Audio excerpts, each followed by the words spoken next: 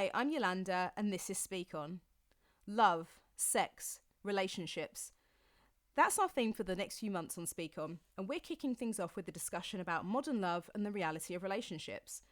Not what we've seen on films and TV, not what we've learned from patriarchal society, not what we've learned from gender stereotypes, especially not what we've learned from Love Actually, where 80% of the male cast pursues a younger, more vulnerable woman who works for them.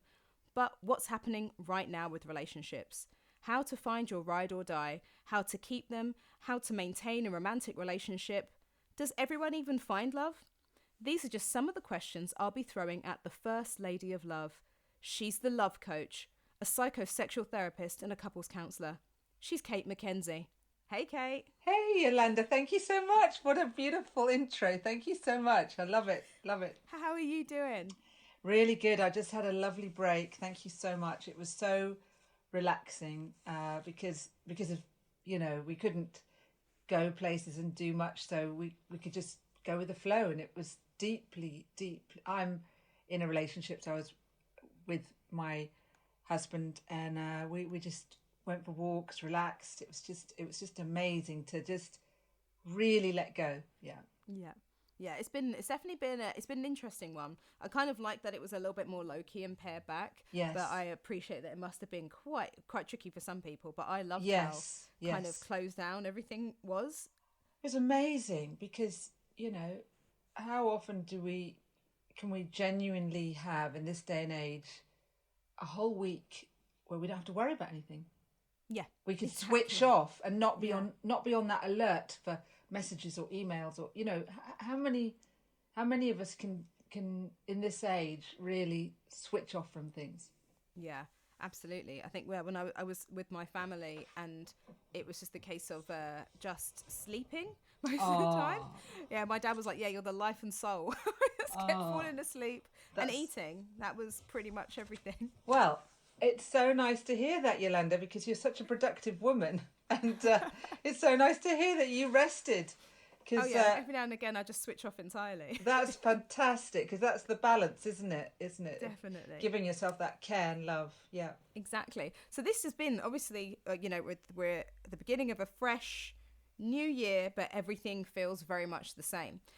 So when it comes to kind of love and relationships and things like that, it must be really, really tricky. So I can imagine you've mostly been quite busy. Can you tell me a little bit more about your job as a love coach and as a psychosexual therapist and as a couples counsellor? Absolutely. So what I do is I work with individuals or couples and also groups. I run workshops. So I actually also run groups where I teach communication. And I have a lot of couples on those groups. I do these closed groups on a Monday night. Got one coming up, and I have a lot of couples. But I also have individuals who come and I pair them up to teach people, how do you connect? How do you really properly listen to someone and be really present? Which is honestly what we're all looking for often in a relationship. Are you there for me?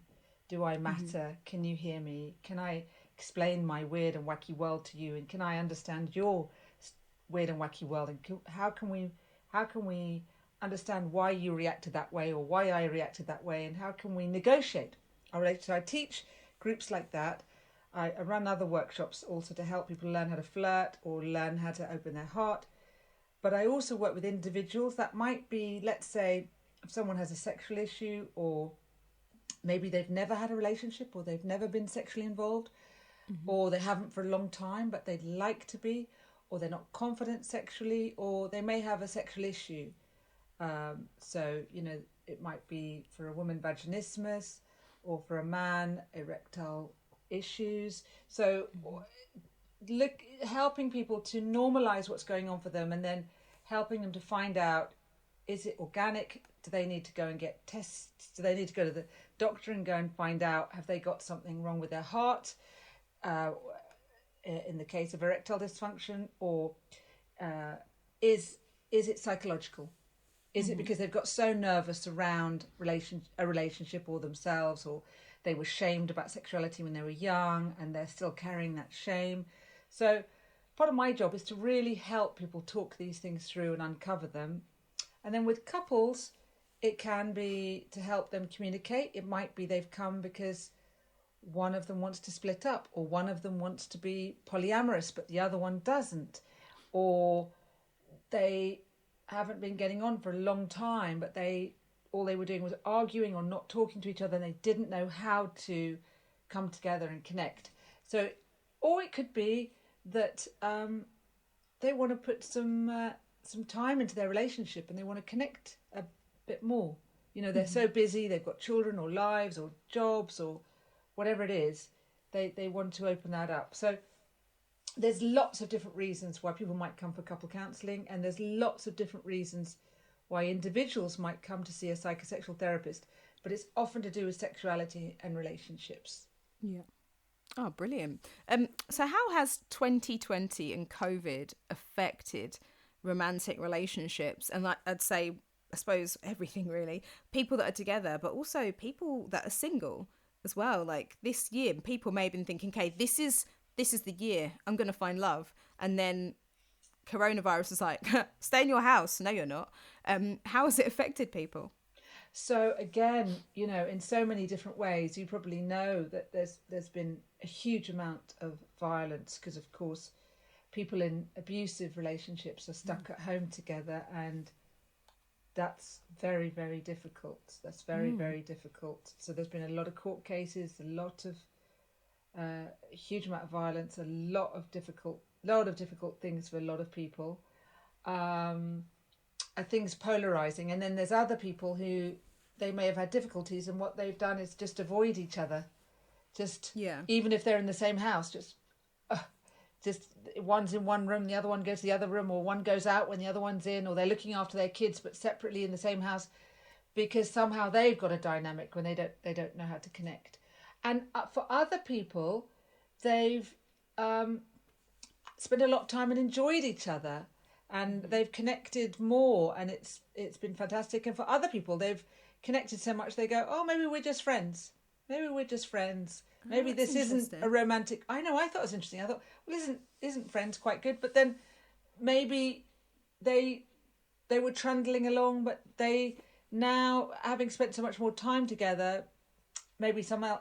So I think what's happened is everything is different for all couples, as you can imagine, but it's maybe exaggerated things depending on the couple, depending on the. I mean, some people are in different countries or different places, and that's quite tricky, trying to manage a relationship at a distance. Or like you said, if you're single and you thought, right, brilliant, I'm going to get a partner this year, and there's been so much stop-start, you know, so people who started dating on Zoom, and then in the first lockdown, just some people I know were saying, you know, I can't see when we're going to meet, because at that point it wasn't so easy. So they stopped certain dating on Zoom, and then other people carried on certain things, but then stopped. And then some people I knew that maybe had been kind of shy about dating, suddenly really, it's like, you know, when you get that block and you go, no, I'm going to do it. I'm going to do it. And really tried. But again, we've had so much ups and downs. Yeah. No matter what you're like, we've had to all let go, haven't we? Because it's Absolutely. like, which way is this going? You know, it's tricky, isn't it? It's been tricky. Yeah, definitely. I mean, I know from friends and even myself, when like dating during coronavirus has been weird, because some people you do and don't have the energy. So some days you'll be like, okay, yeah, I'm like, you're bang on it, and other times you're not. And it's like, I've met the person I'm dating during lockdown. That was fine, because it was just in that bit before everything kind of went all the tears were introduced and everything went a bit crazy. So that was fine. It was purely timing. But then I know that hasn't worked out for other people. So you're dating?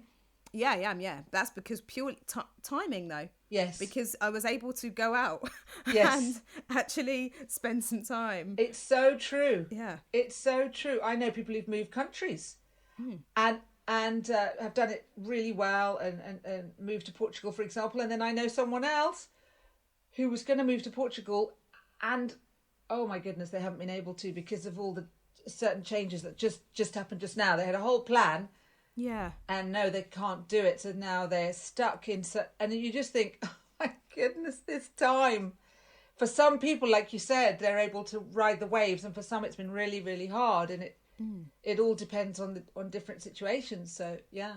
Yeah, definitely. And are you seeing a lot of people who are, I mean, my gosh, I think it can be lonely enough if you live by yourself, even if you had a partner but that you weren't with them. But have you seen, I suppose, people become even lonelier that are single, or has it kind of been a time for them where they're kind of like, actually, I'm all right being by myself? What has been the outcome? I have to say, this is not it's not ideal. It doesn't mean that it's not great to have your own space and your own time, and for some people it may suit them. So I'm not trying to say everyone's different, but it's not ideal to not be able to be sociable. It's really not ideal, and loneliness is the equivalent to a guy in Virginia called Dennis Profit. Virginia University studied what happens when we feel alone, and we use 6 times more glucose when we're alone than when we have company. So what does that mean? It means that we've got less brain capacity when we're isolated. Yeah. And so if you can imagine, so more anxiety or more fearful. Not for everyone. Some people it is, but we're built for connection, and we need people. So a young woman I know near where I live, her grandmother died in this lockdown, not from COVID, from being in a care home, but she couldn't visit her grandmother. Her grandmother, literally no one was allowed to visit for months, and then her grandmother died. Now, she was an older person, but I just thought, how would that be if you couldn't see anyone that you loved anymore, and you were told that, and you're in a care home? I just there's be an element of maybe just like, I suppose, mentally just giving up. Yeah, that's what I wondered. I wondered about that. So, yeah, it's not great for people to be on their own. It's really not great. And of course, and I know other people who got ill in that first lockdown, got physical illnesses and I wondered, is that linked with being alone too much? So because getting stressed, because there's a big thing when you get hugged or you get affection. It's a big healing thing, so I find it a bit concerning. I think it's really great you're doing your podcast, and I do feel that we've had Me Too and the Black Lives Matter, and I really feel the next revolution is going to be mental health, or evolution, if you like, where people will talk about mental health much more explicitly, and perhaps because of what we're doing to people right now, which is some people are being forced to be on their own, who it might not suit. It might suit some people, but for those it doesn't suit. It's pretty awful, I think, for some people. I know somebody, she got a cat, that helped. Yeah, but I think it's pretty awful for some people. Yeah, definitely. I think the point you've made there with mental health, definitely. I think I've seen, just in talking about the Speak On when we did the mental health series of events, and I talked about that a lot because obviously it was promo. Here is this event, here is this information. But because I kept talking about it and repeating it, more and more people just kept opening up to me and saying how they were feeling and saying what was going on. And now I've just seen a lot of people I know who were just saying it online, just out loud. They're just saying, this is what I've been going through. I've been lonely. I've been this is how I feel. And are reaching out more. And I think I love that they're being just more open, just saying it, because I think then it allows everyone else to connect with them and realize how they feel. A lot of people are feeling the same way. And then it also allows other people to find them to support them too. Do you know, it's so lovely, your attitude, Yolanda, because although we've had, and I don't want to take away, because obviously there's people on the front line working in the NHS, lots of people who have suffered, and lots of people who lost their businesses, jobs. I mean, there's been so much that I don't want to not be sensitive to how much has gone on. But there's another side which I think you're naming, which is, although we've had all these boundaries and masks, and you can't do this, you can't do that, there's been this other side, which is this authenticity coming out. Yes. Yeah. And maybe this is the mental health evolution coming through right now, like you're saying, that I'm getting to know people on a whole nother level, like something people are opening up, and people are opening up to each other, and recognizing that they need people, they need community, they need support, and we're better with a team. Yeah, absolutely. And that's absolutely. interesting. Yeah. Yeah, and I mean, there's one thing I suppose that I remember actually at some point during lockdown last year, there was the reports talking about places that had locked down ahead of us, and then there'd been like a rise in divorce rates. Oh, And so at the end, it's like people get to the end of lockdown, they're like, that is it. yeah. And they're just having enough. Yeah. Has there been, I suppose it might be too soon to kind of say right now, but has there been any kind of increase in kind of breakups and divorces? Or is that just generally a thing in modern relationships now? I mean, I'm not measuring this, so I'm not doing statistics on it, but I could imagine that. I could imagine that what's happening is that people are coming to look at their lives, look at what they want, and look at what's really important to them and what really matters. And I could imagine that can go either way. Either, are we going to come together or are we not? I know a couple I just found out that seemed really solid, and they've just split up, and maybe and there's nothing wrong with that too. We're not saying anyone should always stay together, but it's like, I think we're in the kind of, it feels like the end of the world, or perhaps the beginning of a new world. And so it's at those moments, isn't it? You go, okay, what do I really want? And do you want to join me with that? Are you with me or are you not? Yeah.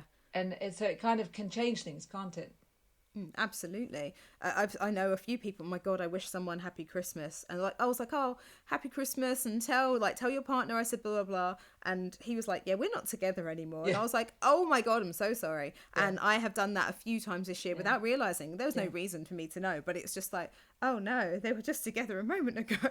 That's right. I have seen a few things, or an explosion of babies. More babies, more pregnancies than I've ever seen in 1 year in my life. That's right. Yeah. That's right. So and maybe this always happens, right? Maybe this always happens, but you're absolutely right. It's like everything and anything could happen in this time, couldn't it? So just all who knows? It's all to play for right now, isn't it? All, you're doing this beautiful podcast.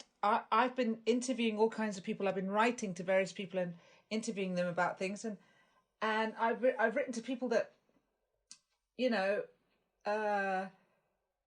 comedians, for example, who would normally be too busy to even write back to me, and I've been lucky enough that some of them have said yes, because we're in this time which is completely different. So like they're at home, so it's like. And it's like that. So some people will split, some people will have babies, some people, it's everything's shifting, and it's like, what's in your heart? What do you want to create?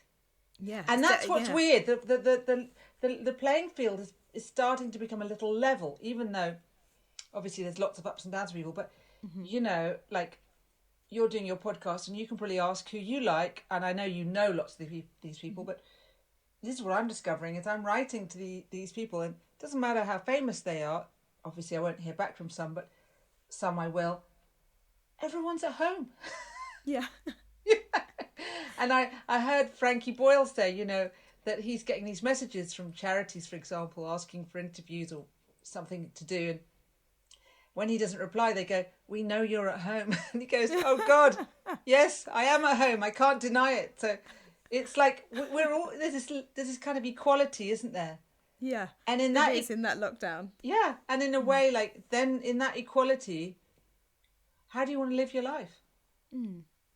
Yeah, that is really interesting, because I think that's what I've seen a lot of people do, especially with their relationships. I've seen some people meet people, and it's just been like that. That's it. They are in it. They are in their lives where they're completely committed.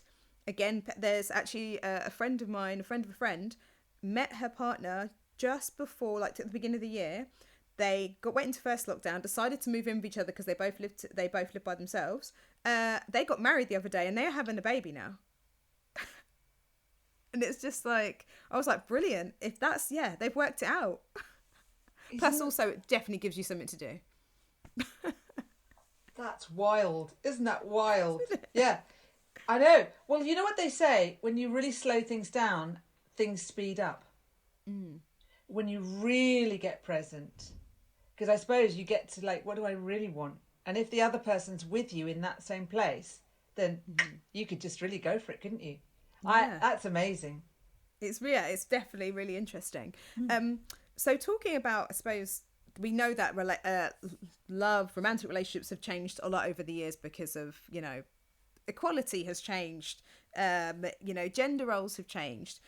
Are there more divorces and problems in modern relationships, or was it just that people were just basically, I suppose, trapped economically, trapped because of gender, etc.?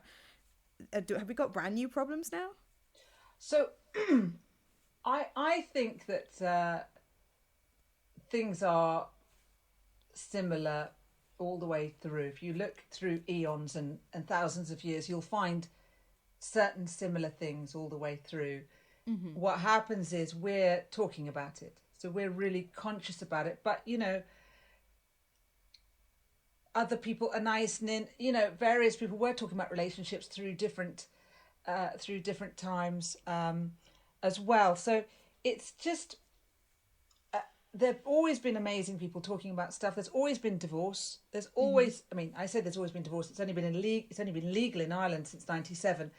I think we're more conscious now, and it doesn't mean that some people don't stay married and stay stuck in a miserable marriage now. I think that can still happen. And it doesn't mean lots of people wouldn't go, oh, this isn't working, we're not in love, I'm going to leave. Maybe it might be different if they had a few more tools. But I just think that in the past, there were a lot of divorces and a lot of single mothers, but society didn't like to put that out there. Okay. Yeah, I have a grandmother. My grandmother wrote a lot of soap operas in England and also films. But she wrote a lot of soap operas, and she put the first main black actors in soap. Yeah. Oh, what soaps did she write for? You won't have heard of them, but probably Emergency Ward 10, Compact, and Crossroads. Crossroads. I remember Crossroads when I was a kid. Okay, you remember Crossroads. So so she put some of the first main black characters in, and she also put single mothers in. And the BBC went, no, you're not putting a single mother in. For example, this isn't like 50s and early 60s. No, and she went up there and she went, yes. And even putting black characters in was radical. It was in the news for 3 weeks when she put, she made the woman a black surgeon. This is in the 50s in a hospital drama. The woman a black surgeon and the man a white man a doctor. But it was so radical to do that, to make the woman to up the status.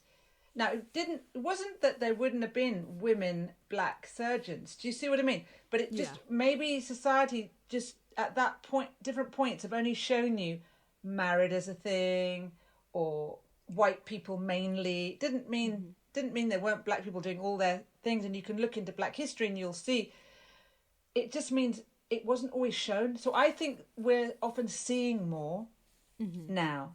It's more upfront. We're talking about it more. Does that make sense? It might be there's more divorce, but I think we're also... I suppose it's easier to divorce someone now if you're not... It's probably a little easier, maybe. I don't know. Trapped, etc. All that. You probably know all about this, but a woman couldn't buy a dishwasher in the 70s without a man's name on the dishwasher.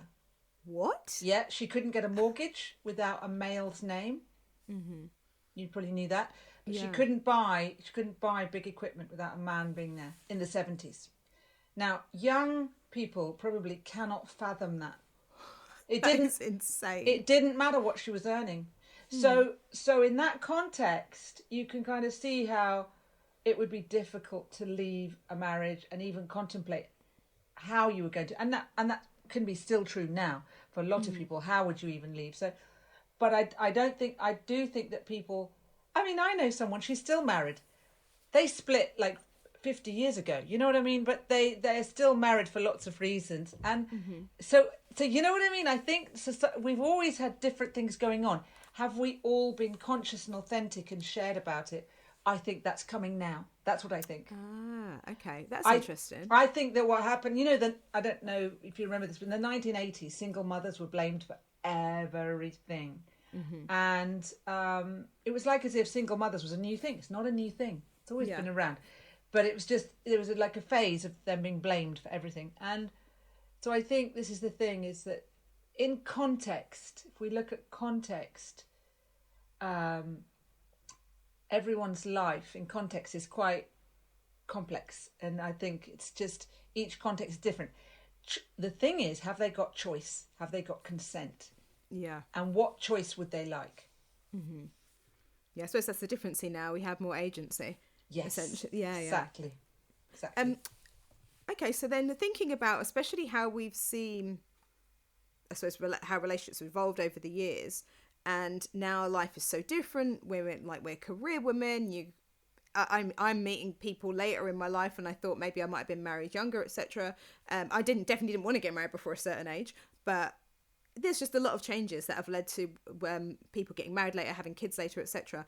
Is there an ideal time or age to meet a partner?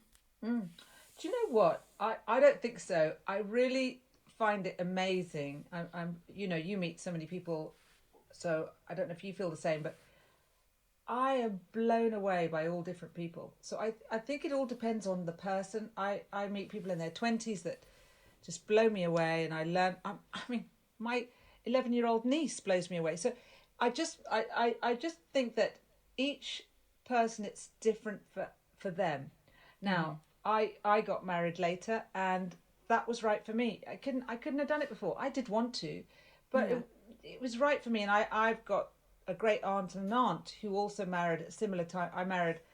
I think I married about 42, and that was, now in my world, my earlier world, I would have been married and had kids much younger than that.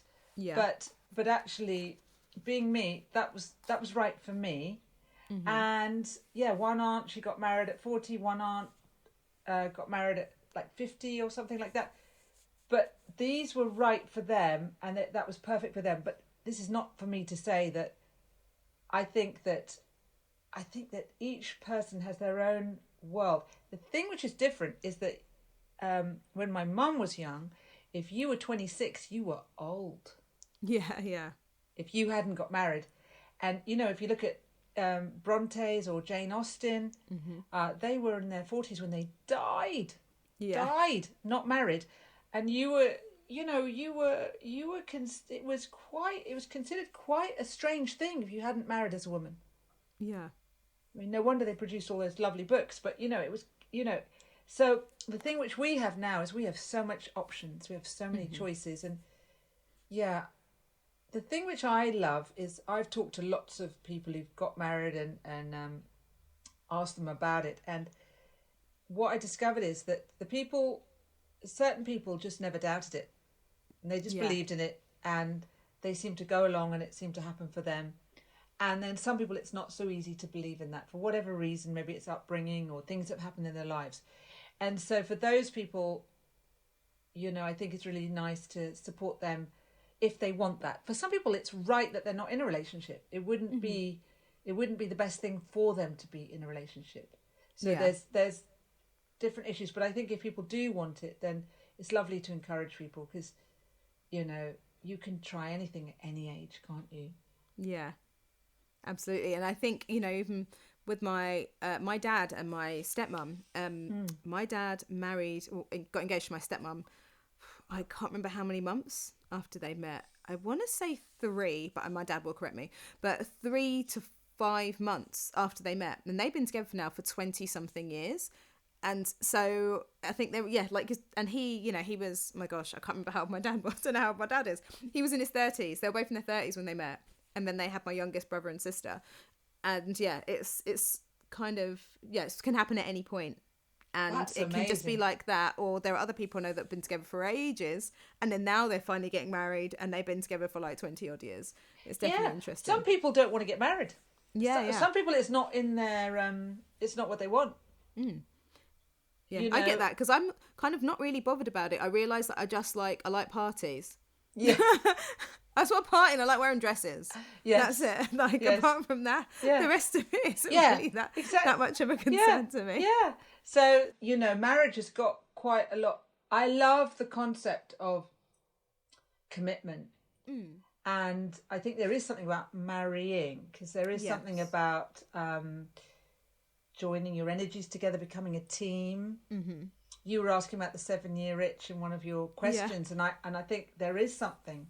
It might not be for everyone. There might be some people who are so mature. Maybe when they came together, they really knew how to negotiate. If you've got quite a good self concept or quite a good sense of self, perhaps it's easier for some. But for many of us, there's a whole journey where, it might be for the first 6 years, you're wanting to kind of get on or please each other, or one of you says, yeah, I really like antique furniture, when actually they like modern furniture, and there's something around the 6th or 7th year where I see this with people. This is pairings.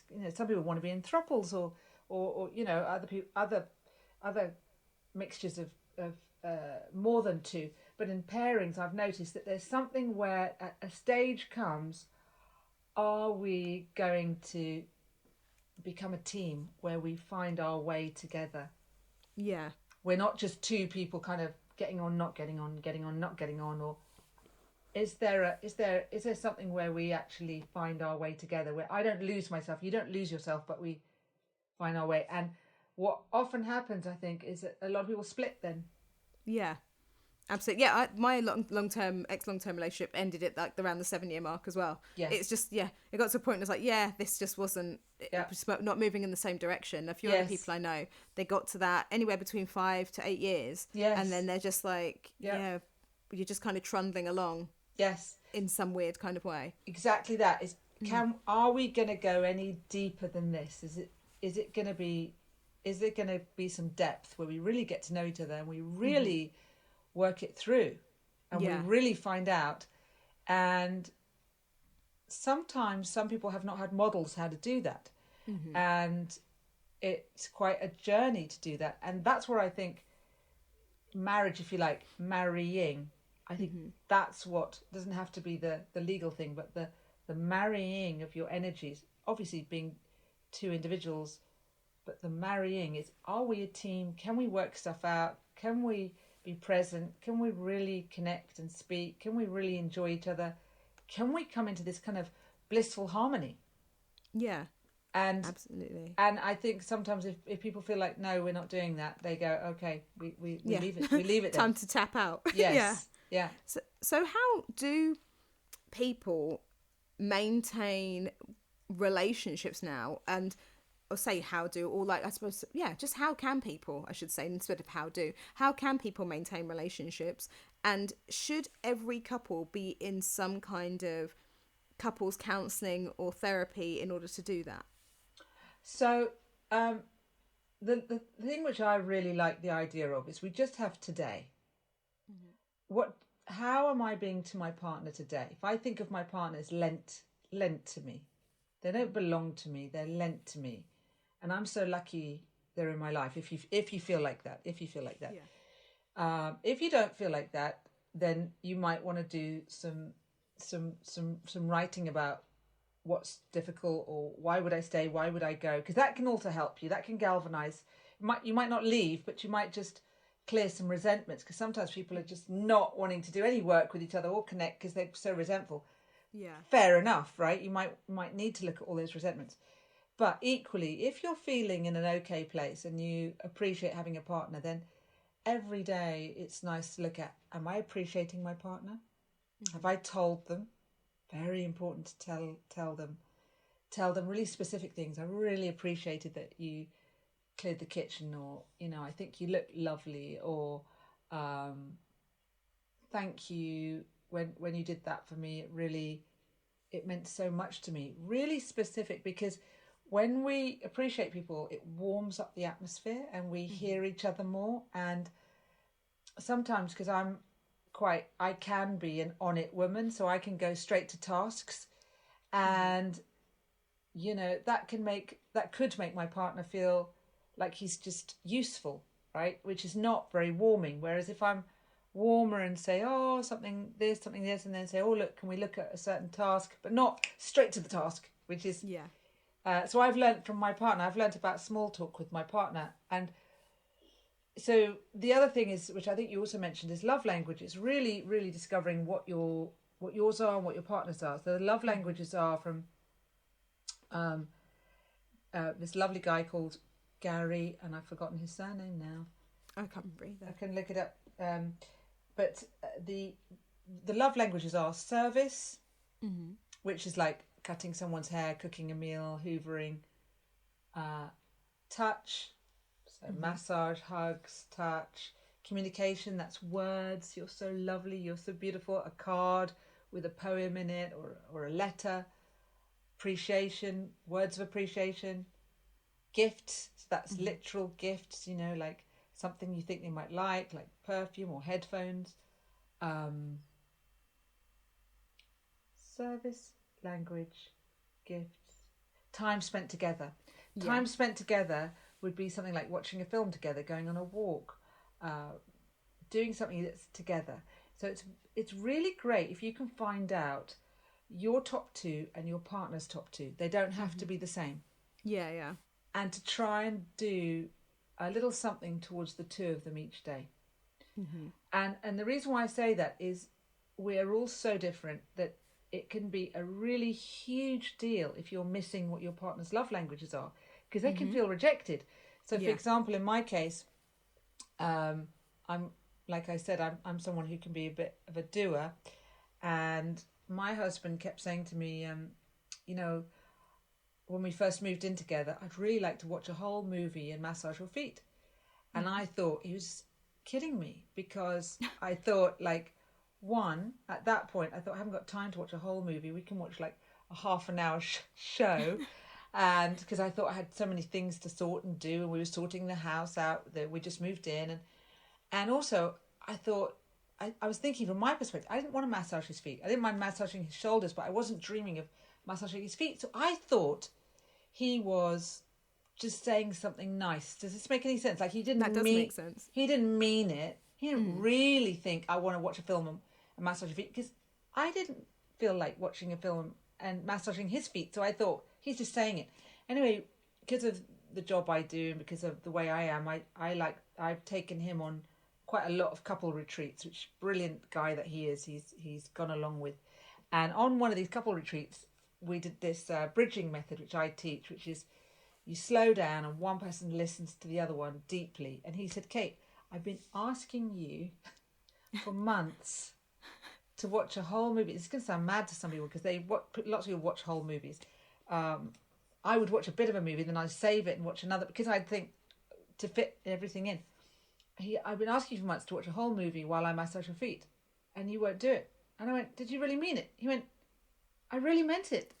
I really want that. So now that is a big part of our lives.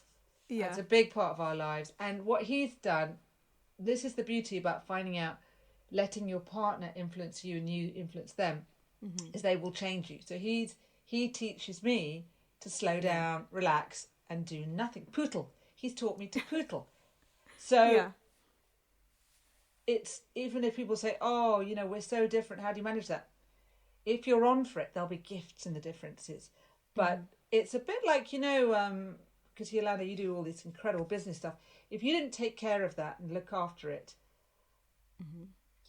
what would happen in the end? And it's the same with a relationship. Or if you had a little dog, if you don't take care of that dog, if you don't take care of your relationship, it will start to not feel so good. And people then say, why doesn't it feel so good? Because you're not doing what you did early on, where you would have looked and touched and flirted and done fun things which build all those fun hormones.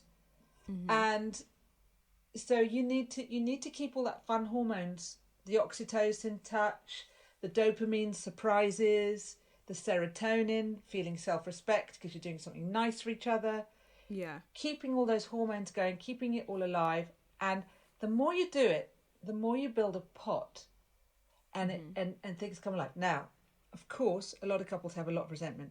So how do you handle that? And so that's really looking into what are your needs, what are your wants, seeing what you can do for yourself, really attending self-care for you, and then from that place seeing how you can see if you can listen to each other and negotiate with each other. Yeah. That's so interesting because, so love languages are something I only learned about, I don't know, in the last year or so, a few years. And it's something I wish I'd known when I was in my old relationship, because it would have changed everything. Because you kind of, there are ways that you behave quite naturally with your friends that you don't necessarily do naturally with your partner. Because you don't really get sick of your mates and you understand your friends in a really specific way, but it doesn't always necessarily translate to your romantic partner. And I definitely found that, and I learned about it after. And it's like I've got one of my best mates, is a guy, and we always joke that we have the perfect kind of love languages with each other. I understand what it is that he needs. We both understand what are both our love languages as friends, and we both understand the languages that we need to give to each other, and we both understand the languages that we both naturally give as well. So we think there's like an extra kind of layer where they're the things that you naturally give because of maybe what you've learned from your own attachment from when you were kids. Yes. And what you think you spot, but then also knowing what they want. And it would have made, and we were joking, it would have made a huge difference in any of our past relationships with with other people, but we're perfect at it with our mates. Well, it's really great because all these are interchangeable skills. Yeah. So if you're doing it now, you'll be able to do it anywhere. Yeah. And I think that's the thing. What's incredible is once you start to give 3 appreciations a day, start to meet your partner's love languages, and then even instead of blaming them, now it may feel false for some people. They may think, but hang on a second, they've got this and this and this wrong. But like you said, we might not do that with a friendship, but we will do it with a partner. Like, you didn't this, you shouldn't this, you wouldn't. But if you just kind of hold that back and wait for the right moments, not on entrance, not on exit, not when they're busy, not when they're on the phone, not in the wrong moment, not across rooms, not across floors. And of course with partners, people often do this in the wrong moments, and it builds tension. So if you look at it like, I'm going to build contentment, I'm going to build safety, I'm going to build ease, and then when it's the right moment, build relaxation to have that communication. I was really upset.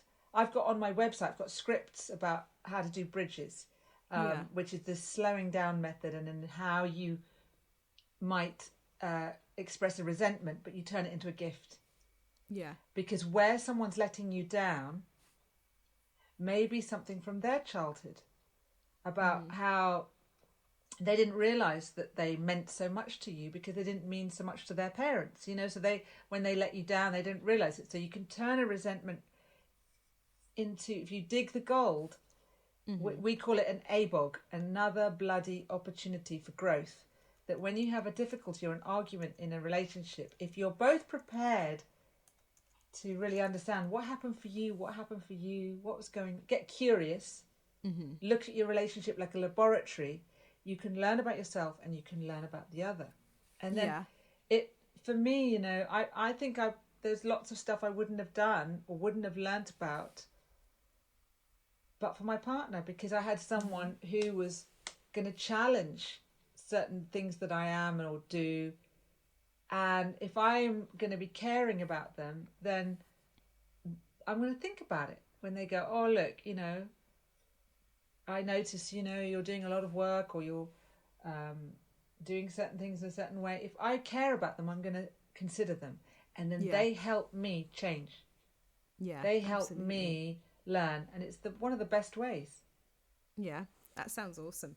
I love that. And I think all things that I realised after... Yes. So many things I realised after, and I was like, oh, bloody hell. This would have been really helpful to know at the time. But then I like I think going forward, I think I like the idea of, you were talking about why people go into, people come to see you and go to therapy. Sometimes it's just about, not necessarily, that doesn't have to be a problem. It can just be about maintenance, essentially. I think it's a great idea. I mean, we take our cars in for MOT one a year. Yeah. And like, wow, if you like your relationship, I mean, does it not deserve a little MOT? It's like, and sometimes I have heard people saying, we never argue. And I'm thinking, wow, well, who's keeping quiet then? Because maybe it's okay. Maybe it's fine. But have you explored whether one of you's just not saying something's not fine? You know what I mean? Yeah. What's happening there? So it's, some people are good at this. Maybe they grew up around it, or maybe they're just natural at it, or maybe they don't want to, or they don't need to. There's lots of different ways that people can have harmony in their relationships. But I personally, I benefit from it, and I love doing it. I teach this bridging communication with my husband. So, and that benefits us sharing it with others as well. Yeah. So we will show it, and then people go into their breakout rooms and they'll have a go at doing it. And that's a great privilege, to help people slow down enough to hear each other, because that can feel quite scary and threatening for a lot of people. Yeah, definitely. To even consider that. Yeah. Wow. That's so interesting. I love that. And again, they're all things, every time I speak to you, I'm always like literally mentally noting everything that you say, thinking, I will take this forward.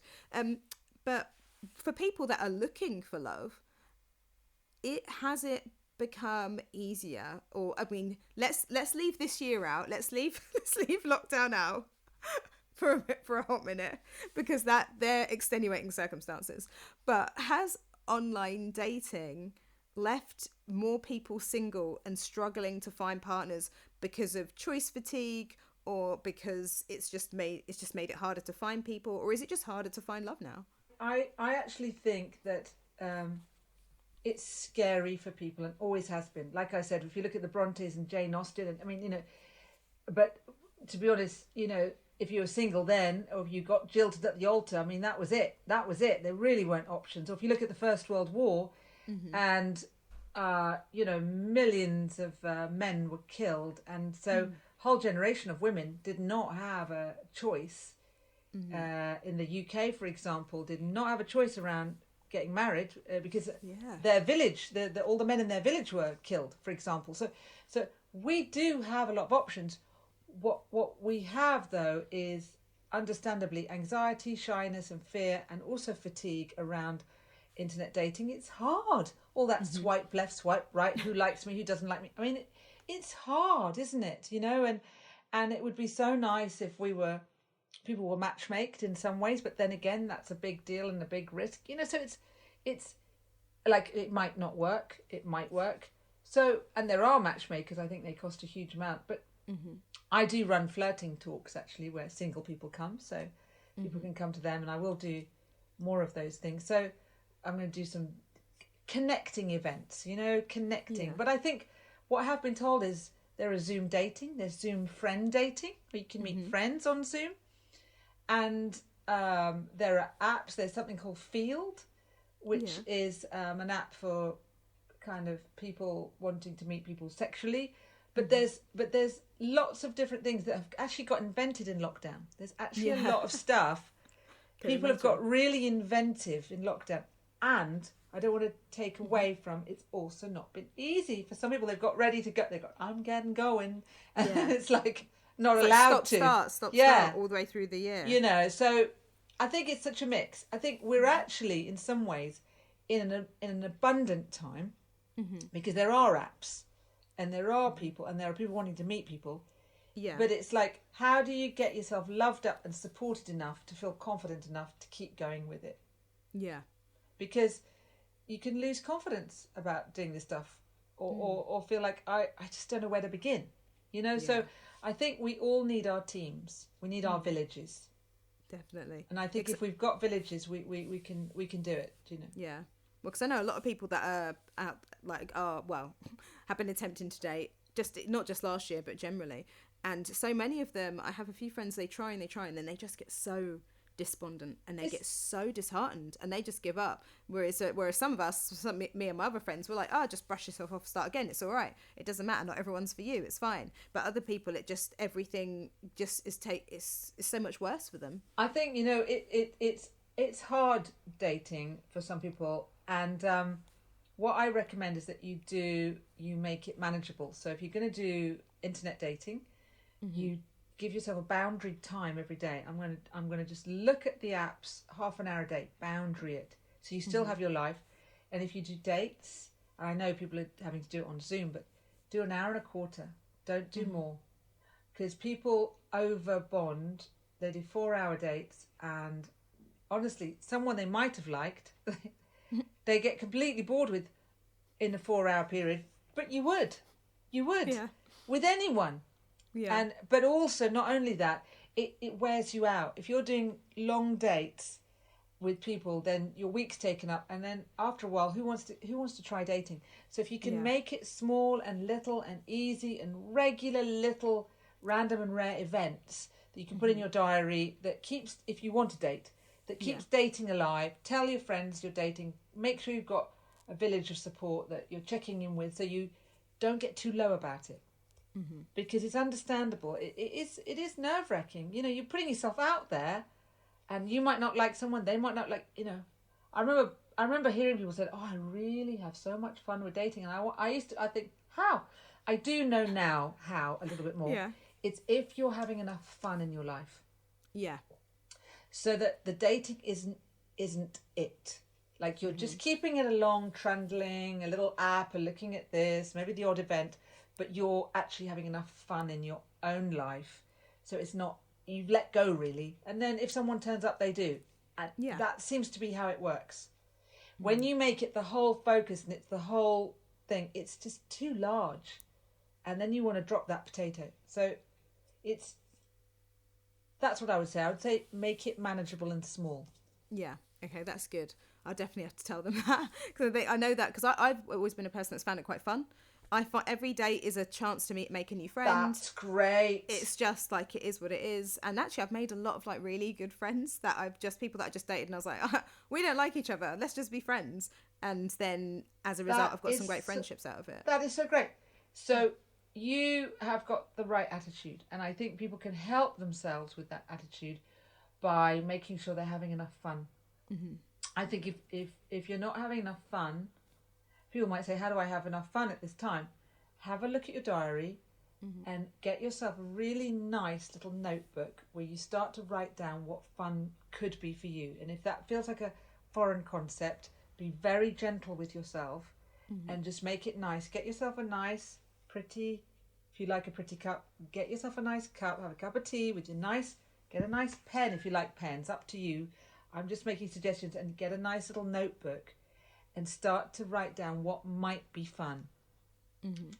Loads of stuff going on online, you know, at the moment, like Morning Gloryville, dancing, writing, painting, you know, cold water swimming. Lots of people are doing that. Do you know, there's cold water swimming. Do you know, people are going right now, cold water swimming. Yeah. That's wild. You know, but wild swimming. Wild swimming. Yeah. I mean, so what I mean is, if people are getting involved, there's a wonderful film on YouTube called Body of Water. It's about this woman going ice swimming. It's amazing. That is insane. In Scotland, ice swimming.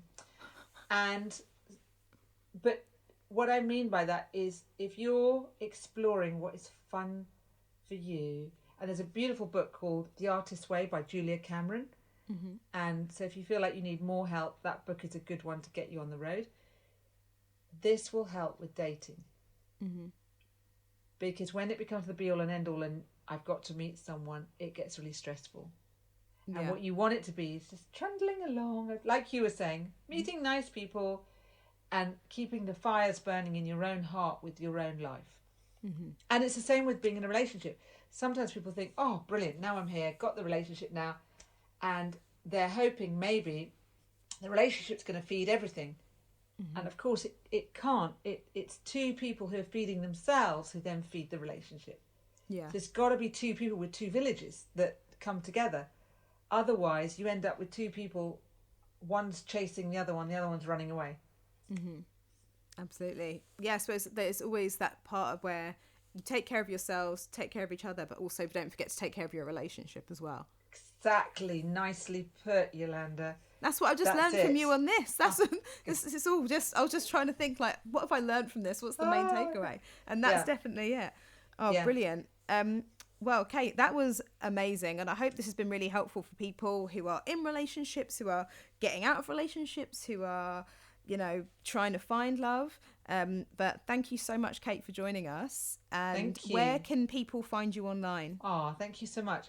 So www.catemackenzie.com and Instagram at Cate M. Mackenzie, Twitter Cate Mackenzie, and on Facebook Cate Mackenzie page. So yeah, love to hear from people and love to connect with people, and I've got lovely workshops coming up if they want to join in. So yeah, thank you. Perfect. And we'll make sure that we share all those on our social channels as well. But yeah, Thank thank you so much, Kate. And thank you everyone for listening. Wonderful. Thank you.